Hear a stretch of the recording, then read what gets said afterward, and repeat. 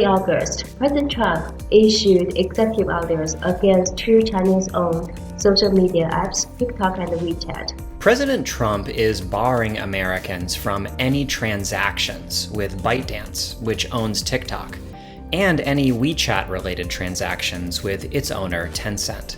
The president is citing the International Emergency Economic Powers Act as the legal authority. This is the first time the administration invoked this act against a global technology company.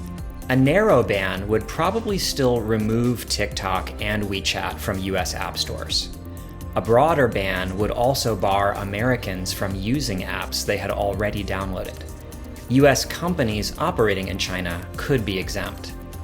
The broadest rule would affect Tencent's activities beyond WeChat. It might have to sell its stakes in US businesses like Tesla.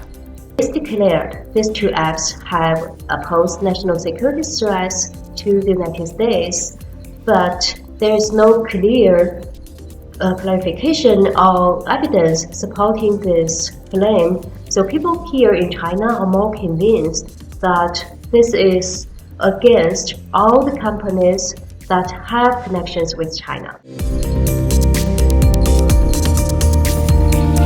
The stated purpose is fear that China's government could pressure TikTok and WeChat into sharing private data, censoring content, or spreading disinformation.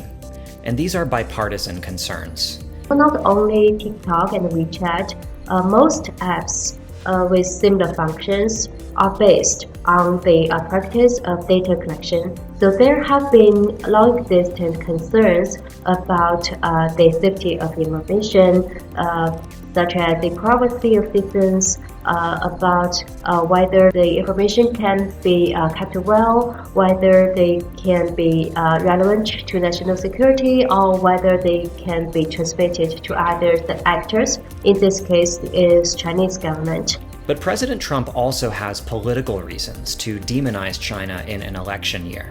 The orders will get effective in mid-September, less than 2 months before the election.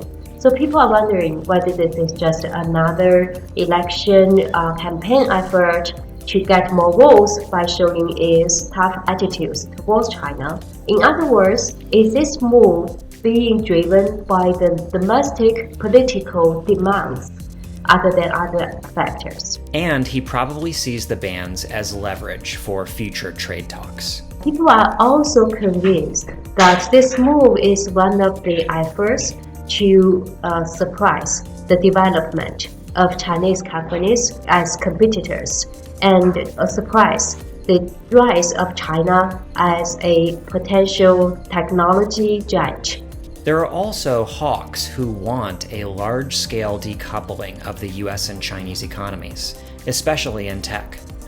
They may intend these bans to further poison relations and create unstoppable momentum for decoupling.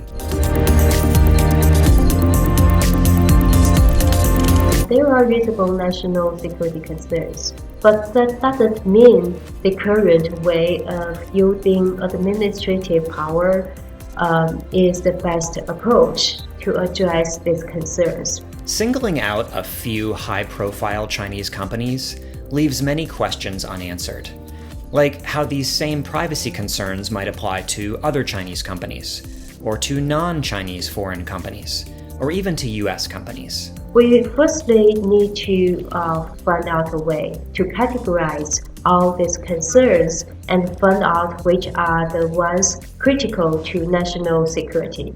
And the governments can take any measures they think necessary to address these concerns. But regarding other concerns, it might be more appropriate and more effective if we can also include actors like technical experts, business sectors, and also international organizations to discuss together the rules that can be obeyed and implemented in this digital domain. What the US really needs is a coherent, long-term vision for its technology future, including how to manage both threats and opportunities from China, as well as from other countries. some amount of decoupling is necessary. But the US should also designate safe harbors where commerce can continue.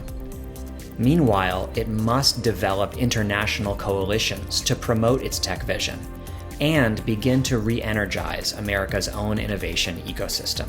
And also we have to remember that China and US are the two big powers in the digital domain, and a large-scale decoupling between them will not only influence these two countries, but also will influence the internet at the global stage, will influence all the other countries that are connected via internet. So a multilateral approach will be more effective than just using unilateral efforts.